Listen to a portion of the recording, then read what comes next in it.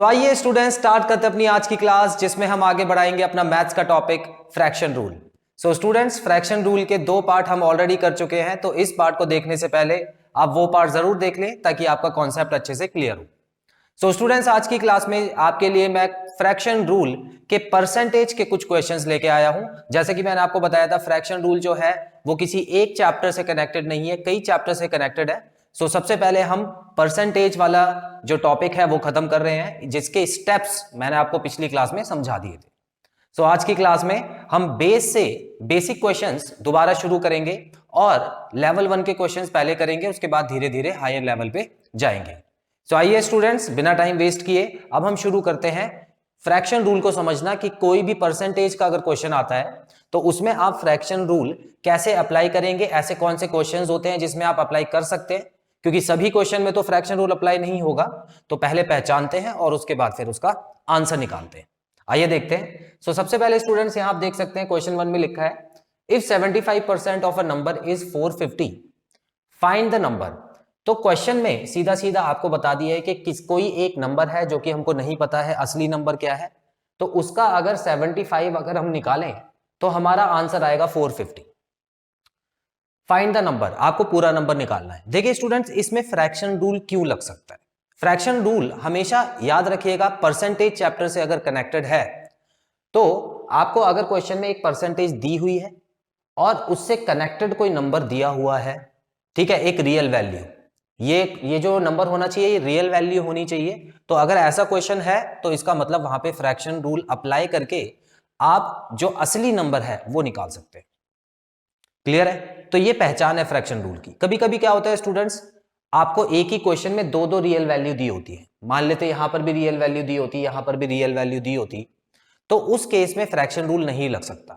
क्योंकि fraction rule का काम क्या है, कहां पर शुरू होता है, ये जब कंपेयरिंग क्वांटिटीज में से कोई भी एक चीज आपको नजर आए तभी फ्रैक्शन रूल का काम शुरू होगा। तो यहां पे है ना परसेंटेज एक कंपेयरिंग क्वांटिटी है, मैंने आपको बताया था पहले की वीडियोस में। क्लियर? तो यहां पर बिल्कुल लग सकता है।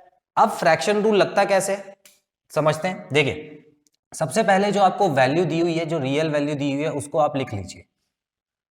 ठीक है, उसको लिख लिया हमने। अब हम स्टेप 1 करते हैं।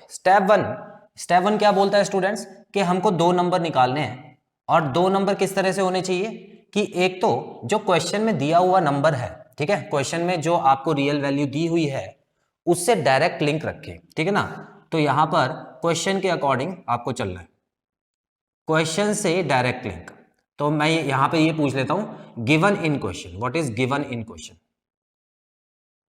ठीक है, तो क्वेश्चन के अंदर जो भी गिवन होगा उसके हिसाब से हम पहला नंबर निकालेंगे। और दूसरा नंबर कौन सा होगा, क्वेश्चन में जो पूछा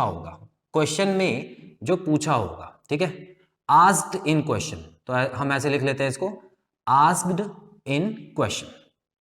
ये क्या है, गिवन इन क्वेश्चन, वो है आस्क्ड इन क्वेश्चन। तो दो नंबर हमको निकालने हैं, अभी हम स्टेप 1 ही कर रहे हैं। ठीक है, अब मुझे ये पता है कि जो गिवन इन क्वेश्चन है वो क्या दिया हुआ है, वो 75% दिया हुआ है, 75%। अब ये 75% उठा के मैं यहां पे लिख सकता हूं, बिल्कुल लिख सकता हूं। ठीक है, लेकिन सीधा सीधा मत लिख देना हर क्वेश्चन में।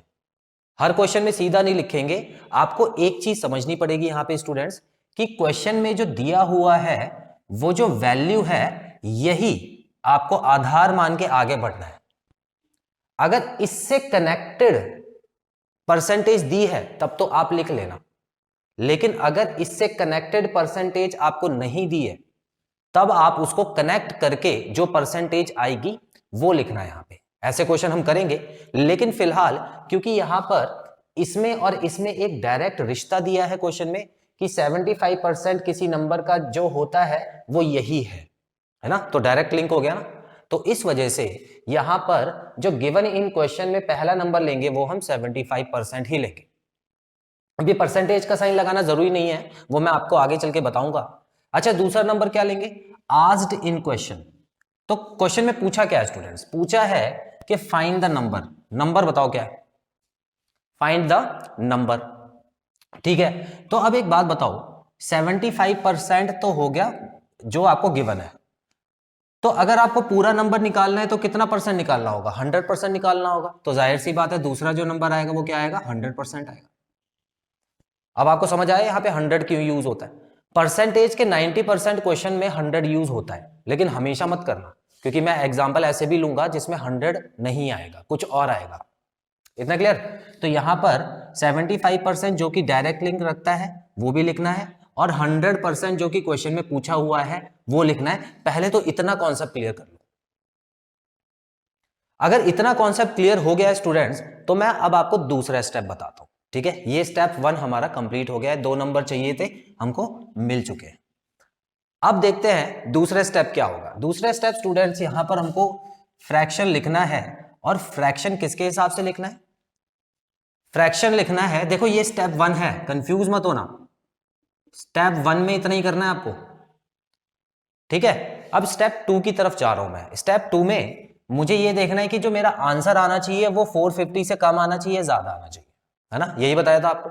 तो 450 से कम आना चाहिए या ज्यादा आना चाहिए, ये मेरा स्टेप 2 रहेगा। और अगर कम आता है तो मैं क्या करूंगा, फ्रैक्शन में छोटा नंबर ऊपर बड़ा नंबर नीचे। अगर आंसर ज्यादा आना चाहिए तो फ्रैक्शन में बड़ा नंबर ऊपर छोटा नंबर नीचे, ये फर्क है। लेकिन मुझे यहां पे इतना क्लियर हो गया है कि अगर 75% 450 है तो जाहिर सी बात है वो जो नंबर होगा वो 450 से बड़ा ही होगा, क्योंकि 75 तो छोटा हो गया। ठीक है, तो हमारा जो आंसर आना चाहिए बड़ा आना चाहिए। क्यों? क्योंकि 75% इस नंबर का 450 है, तो हमको तो इस नंबर का 100% निकालना है ना।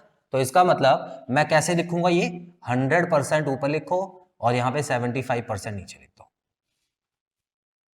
इतना क्लियर है?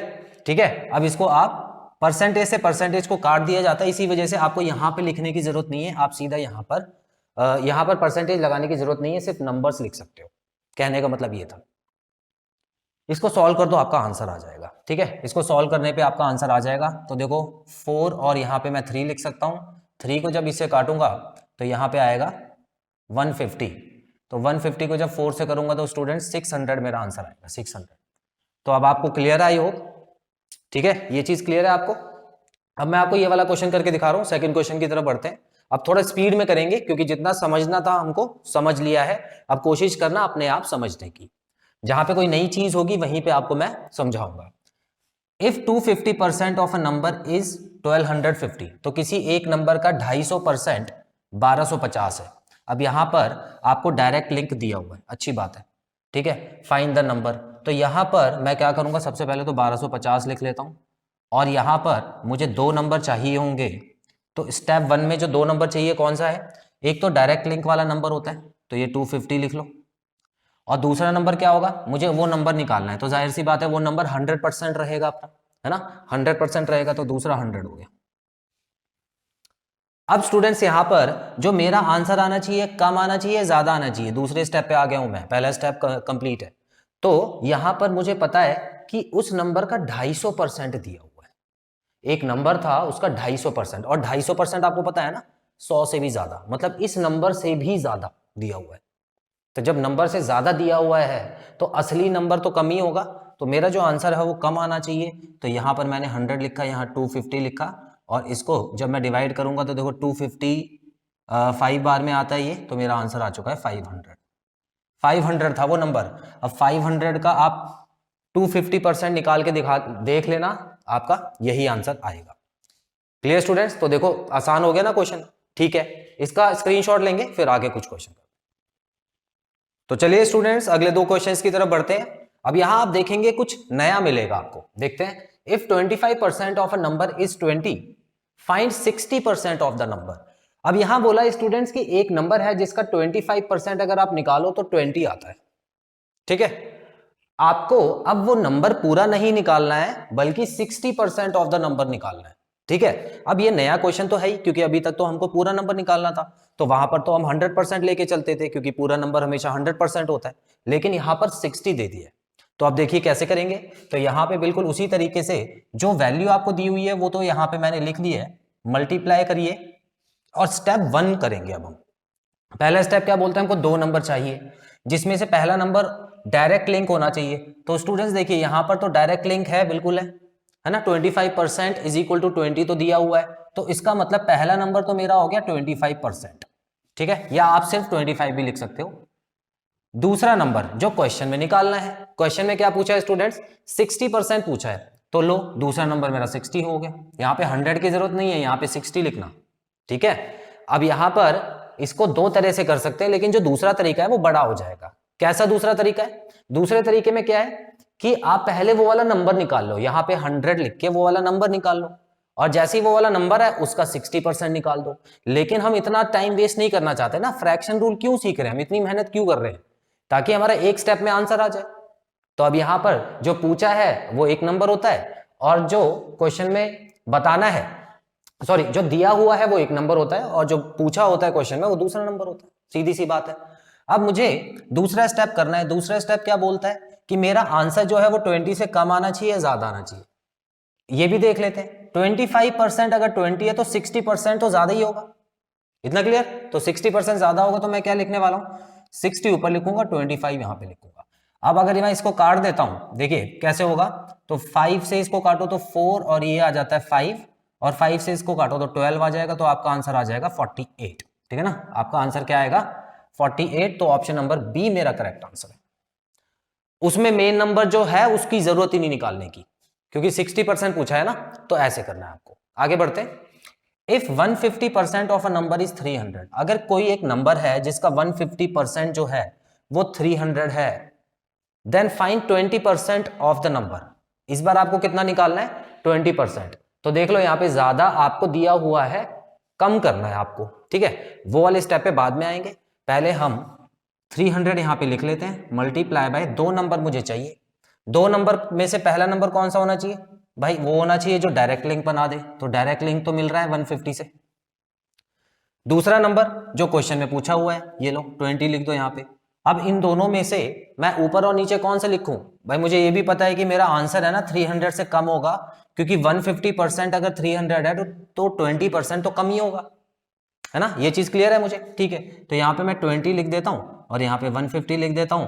ये लो ये 2 हो गया, और मेरा आंसर क्या आ गया, मेरा आंसर आ गया 40 आ गया, ठीक है। तो यहां पर देखो ऑप्शन में थोड़ी गड़बड़ हो गई है, तो आप यहां पे कोई भी ऑप्शन में 40 लिख के उस पर आप टिक कर लेना, ठीक है। हो सकता है मैंने गलत कोई ऑप्शन नोट कर लिया हो किसी और क्वेश्चन का। तो फिलहाल जो इसका आंसर होगा स्टूडेंट्स क्या होगा 40 होगा। और वो जो नंबर होगा, वो नंबर अगर पूछ ले तो क्या लिखेंगे, वो नंबर हो जाएगा 200, ठीक है। जो असली नंबर था वो 200 आएगा। तो 200 का 150% जो होता है वो 300 होता है, और इसका अगर 20% निकालो तो 40 ही आता है। इतना क्लियर है। तो इस तरह से आपको क्वेश्चन को सॉल्व करना है। अब ये कौन सा नंबर है, अगर नंबर निकालने की बात आई तो उसमें मैंने अभी जो पहले 2 क्वेश्चन कराए थे वैसे आप करके देख सकते हैं, 200 आ जाएगा। स्क्रीनशॉट लीजिए, आगे बढ़ते हैं।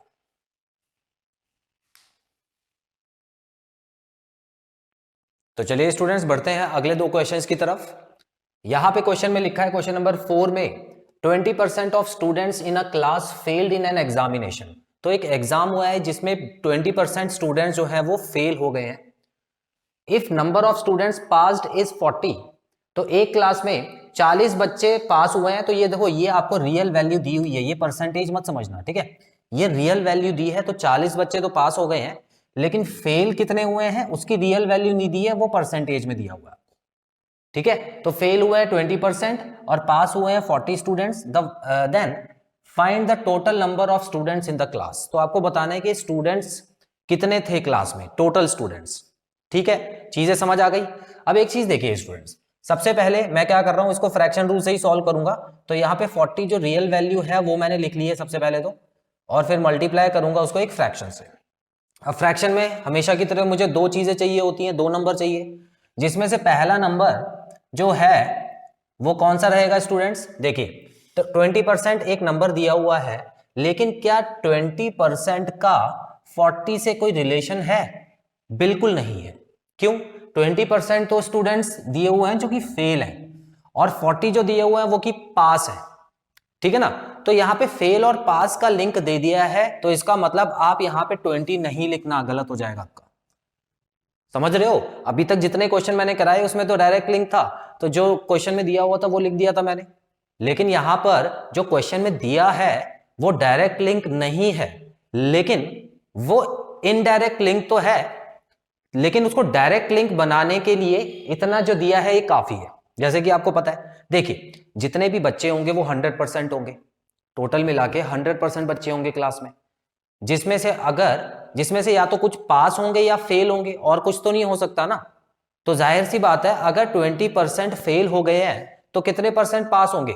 80% पास होंगे। बिल्कुल सही है। तो मुझे यहां पर है ना डायरेक्ट लिंक मिल गया है 80 का, 80%, तो यहां पे 80 लिखना। यहां पे 120 भी मत लिखना, 20 भी मत लिखना, ऐसी चीजें नहीं लिखनी है, यहां पे 80 लिखना है। क्लियर है स्टूडेंट्स ना? ठीक है, अब हम आगे बढ़ते हैं। तो यहां पे अगर हम देखें दूसरा क्या चाहिए, क्वेश्चन में जो पूछा है उसके हिसाब से।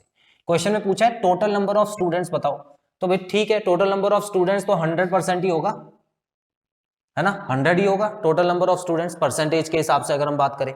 ठीक है, तो अब इसको मुझे, ये स्टेप 1 कंप्लीट हो गया है, अब इसको इससे मुझे एक फ्रैक्शन बनाना है, बना लेते हैं स्टेप 2 में। अब ये बताओ कि जो टोटल नंबर ऑफ स्टूडेंट है वो 40 से ज्यादा होंगे या कम होंगे? देखो 40 तो पास है ना, तो इसमें फेल मिला के टोटल आएंगे, तो इसका मतलब जो टोटल होंगे वो ज्यादा होंगे। तो ज्यादा करने के लिए मुझे क्या करना होगा, 100/80 यहां पे लिखना होगा, और इसका जो आंसर आ जाएगा वो आ जाएगा टोटल 50 स्टूडेंट्स क्लास में हैं। तो 50 स्टूडेंट्स मतलब ऑप्शन नंबर ए। आप समझ रहे हो स्टूडेंट्स? अब मेरे ख्याल से आपको क्लियर हो जाएगा। तो बस दो जगह नजर रखना, दो जगह नजर रखनी है आपको कि यहां पर कौन सा नंबर आएगा पहला। ठीक है, यहां पर कौन सा नंबर आएगा, और यहां पे मतलब जो नंबर होंगे वो बड़े ध्यान से चुनना। यहां वाला डायरेक्ट लिंक वाला नंबर होता है, और ये वाला जो क्वेश्चन में पूछा होता है वो होता है सिंपल। अगला क्वेश्चन करते हैं। A person spend 70% of his income and saves ₹6,000 monthly. तो एक पर्सन है जिसकी इनकम हमको नहीं दी है, लेकिन वो अपनी इनकम का 70% तो खर्च कर देता है। ठीक है, और कितना बचा लेता है, यहां पे दिया हुआ जो अमाउंट दिया हुआ है सेविंग का दिया हुआ है, तो 6,000 रुपए हर महीने बचा भी लेता है। क्वेश्चन में क्या पूछा, फाइंड हिज टोटल इनकम। अच्छा, इसकी टोटल इनकम निकालनी है, कैसे करेंगे? फ्रैक्शन रूल से। ये लो 6,000 यहां पे लिख लिया मैंने, दो नंबर मुझे चाहिए होंगे फ्रैक्शन बनाने के लिए। अब स्टूडेंट्स यहां पे पहला नंबर तो मैं हमेशा लिंक देख के निकालता हूं कि डायरेक्ट है या नहीं है। तो अगर मैं यहां देखूं 70% और 6,000 में कोई लिंक नजर आ रहा है? नहीं, तो ये बिल्कुल ऊपर ऊपर वाले की तरह ही है, उसमें पास फेल था, और इसमें क्या है, इसमें एक्सपेंडिचर और सेविंग है। अब एक आदमी जितने भी पैसे कमाएगा या तो वो खर्च करेगा या फिर बचाएगा, है ना, दो ही ऑप्शन होते हैं। तो इसीलिए अगर वो 70% खर्च करता है तो बचाएगा कितना परसेंट? 30%। ये लो 30 आ गया पहला नंबर। तो 30 जो है ना इसके साथ डायरेक्ट लिंक में। और पूछा है कि पूरी इनकम बताओ, तो पूरी इनकम कितने परसेंट होगी? 100% होगी। ये लो दूसरा नंबर मैंने 100% लिख लिया। अब मुझे ये भी पता है कि पूरी जो इनकम होगी वो 6,000 से तो ज्यादा ही होगी, क्योंकि ये तो सिर्फ सेविंग दी हुई है। तो 6,000 से ज्यादा करने के लिए यहाँ पे 100/30 कर दिया। ये लो, ये इससे कट गया, तो आंसर आ गया 20,000। ठीक है, तो उसकी जो इनकम है मंथली वो है 20,000। इसका मतलब इसमें भी option number A he correct है। तो स्टूडेंट्स आप कनेक्शन देख रहे हैं किस तरह से बन रहा है? ठीक है, स्क्रीनशॉट लीजिए, दो क्वेश्चन और करते हैं।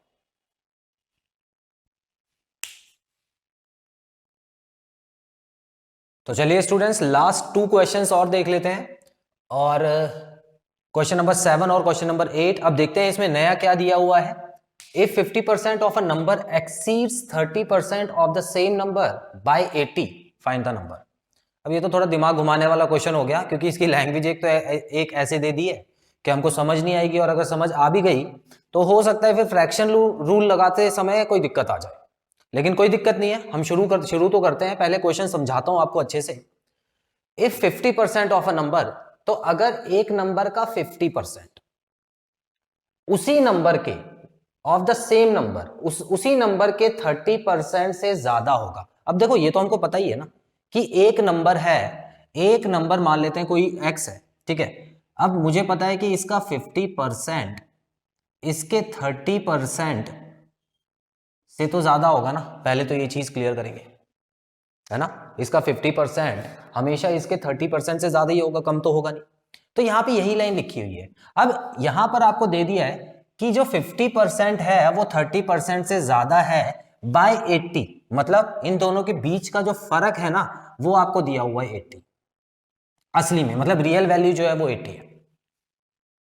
पूछा गया फाइंड द नंबर, तो आपको नंबर बताना है। ठीक है, क्वेश्चन समझ आया? ठीक है, अब हम आंसर कैसे निकालेंगे देखते हैं। तो फ्रैक्शन रूल का इसमें भी यूज हो सकता है, बिल्कुल हो सकता है। तो 80 यहां पे मैंने लिख दिया, जो कि रियल वैल्यू दी हुई है, मल्टीप्लाई अपॉन में एक फ्रैक्शन मुझे चाहिए होगा। अब फ्रैक्शन कैसे निकालूंगा, मुझे 2 नंबर चाहिए होते हैं फ्रैक्शन के लिए, जो कि इससे डायरेक्ट लिंक रखता हो। अब क्योंकि ना ही ये जो है 50% है और ना ही 30% है, तो बाकी दोनों नंबर तो मैं यहां पे लिख नहीं सकता, है ना। बाकी दोनों नंबर तो नहीं लिख सकता, क्योंकि ये ना ही 50% है उस नंबर का और ना ही 30% है, ये तो उन दोनों के बीच का फर्क है। तो एक चीज बताओ, ये कितने परसेंट हो गया, ये 20% हो गया भाई, सीधी सी बात है। देखो इन दोनों के बीच का जो फर्क है, मतलब 50% और 30% के बीच का फर्क जो है, माइनस करना यहां पे। हालांकि वर्ड लिखा हुआ है एक्सीड्स, एक्सीड्स मतलब होता है ज्यादा, तो ज्यादा में भी तो माइनस होता है। अब मान लो 2 पेड़ हैं, ठीक है, ये एग्जांपल मैंने पहले भी दिया हुआ है आपको। तो 2 पेड़ हैं, एक बड़ा पेड़ है एक छोटा पेड़ है। इसकी जो हाइट है वो मान लेते हैं 40 फीट है और इसकी हाइट है 20 फीट, या 20 ना मान के 15 कर लेते हैं, चलो इसकी जो हाइट है वो 15 फीट है। तो क्वेश्चन में क्या मैं ये लिख सकता हूं कि ये वाला पेड़ जो है, ये वाला पेड़ वो इससे 25 फीट ज्यादा है?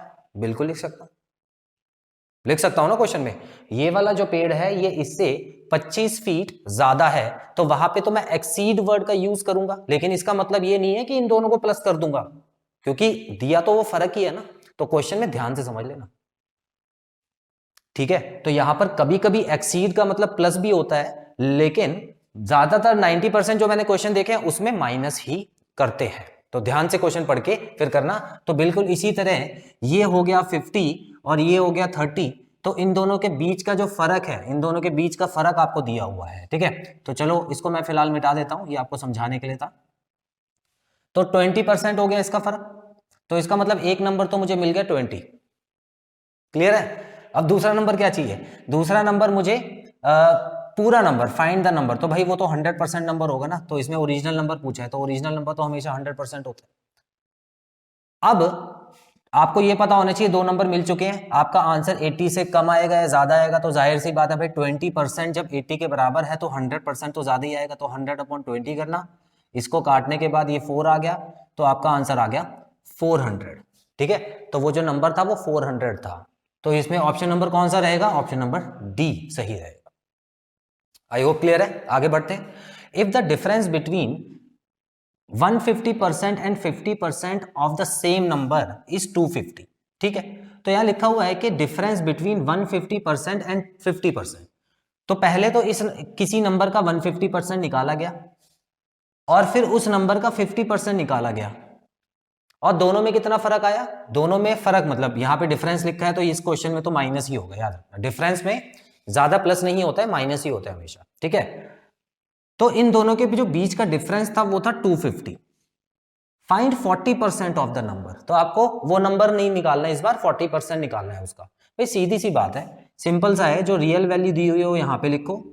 अब यहां पर देखो ये 250 है किससे, डायरेक्ट लिंक किससे बना रहा है, ना इससे बना रहा है ना इससे बना रहा है, इन दोनों के बीच में जो फर्क है उससे बना रहा है, जो कि 100% का है, 100% का फर्क, ठीक है।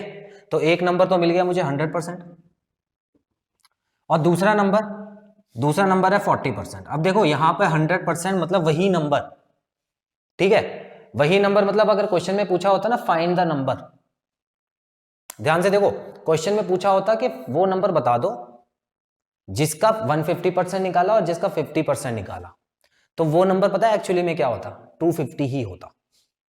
उसमें आपको ज्यादा गणित बिठाने की जरूरत नहीं है, बताता हूं कैसे।